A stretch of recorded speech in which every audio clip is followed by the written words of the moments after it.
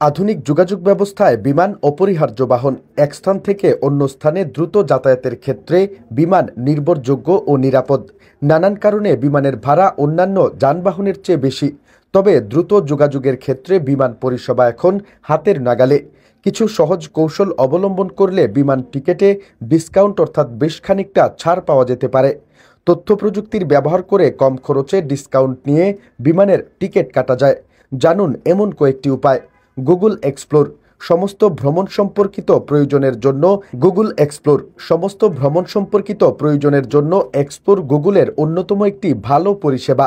এই অ্যাপটির মাধ্যমে Google hotel, flight booking, কোথায় গিয়ে কি করতে হবে বা এরকম অনেক কিছু পরিকল্পনা করতে সাহায্য করে। এছাড়াও এই টুলটি বিমান ভাড়ার স্তর বিন্যাসও দেখিয়ে দেয়। বিমান ভাড়ার বাড়া বা কমার খবরও রাখে। ওয়েবসাইটটির মাধ্যমে তুলনামূলকভাবে কম ভাড়ায় বিমান টিকিট বুক করতে সাহায্য করতে পারে। ক্রোম প্লাগইন গুগল ক্রোম কিছু প্লাগইন অফার করে যা বিমান ভাড়ার উপর নজর রাখতে সাহায্য করতে পারে। ফলে সহজেই দেখে নেওয়া যেতে পারে কখন কোন উড়ান অপেক্ষাকৃত সস্তায় পাওয়া যেতে পারে। ইনকগনিটো মোড ব্যবহার বেশিরভাগ এয়ারলাইন বা টিকিট বুকিং ওয়েবসাইটগুলো কুকি ব্যবহার করে যাত্রী বা ক্রেতার উপর নজরদারি চালায়। সুযোগ বুঝে দাম বাড়িয়ে দেয়। ধরা যাক কোনো ব্যক্তি ঢাকা থেকে কক্সবাজার যাওয়ার বিমান তালিকা ও ভাড়া দেখে রাখলেন।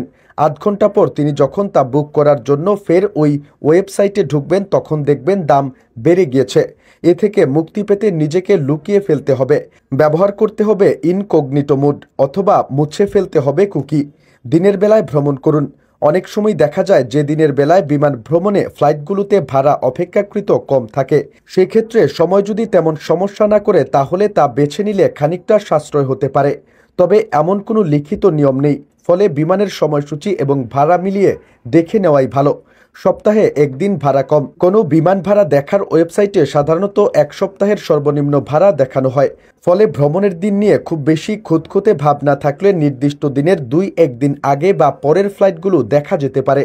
তাতে খরচ খানিকটা বাঁচতে পারে। কার্ডে ভাড়া পরিশোধে ছাড় বিভিন্ন ব্যাংকের ডেবিট বা ক্রেডিট কার্ডে বিমানের টিকিট কাটলে অনেক সময় ছাড় থাকে। এছাড়াও কিছু কিছু bank dedicated travel card offer করে যা বিমানের টিকিট কাটার সময় অতিরিক্ত ছাড় দেয়। এয়ারলাইন্স লয়্যাল্টি পয়েন্ট গ্রাহক ধরে রাখতে বেশিরভাগ এয়ারলাইন্সই লয়্যাল্টি প্রোগ্রামের ব্যবস্থা রাখে। এর সঙ্গে টিকিট বুকিং ছাড়ও দেওয়া হয়। কিছু কিছু এয়ারলাইন লয়্যাল্টি পয়েন্ট বা মাইল অফার করে, তাতে খরচ সাশ্রয় হতে পারে। সোশ্যাল মিডিয়া এয়ারলাইন্স এবং অন্যান্য অনলাইন টিকিট বুকিং প্ল্যাটফর্মগুলো সাধারণত সোশ্যাল মিডিয়া প্ল্যাটফর্মে তাদের অফার সংক্রান্ত বিজ্ঞাপন দিয়ে থাকে। ফলে নজর রাখা সহজ। এয়ারলাইন্স থেকে সরাসরি টিকিট কাটুন। অনেক সময় সরাসরি সংশ্লিষ্ট বিমান কর্তৃপক্ষের সঙ্গে যোগাযোগ করে তাদের কাছ থেকে টিকিট কিনলে একটু কম খরচ পাওয়া যায়। তবে এটার জন্য আপনাকে অনেকগুলো এয়ারলাইন কোম্পানির ওয়েবসাইট খুঁজে দেখতে হবে এবং তাদের কাছে ইমেইলও পাঠাতে হতে পারে। কয়েক সপ্তাহ আগে টিকিট কিনুন। আপনি যদি আপনার ভ্রমণের তারিখ বিষয়ে নিশ্চিত থাকেন তাহলে মাসখানেক আগেই ফ্লাইটের টিকিট কিনে ফেলুন। তাহলে অনেক সস্তায় পেয়ে যাবেন।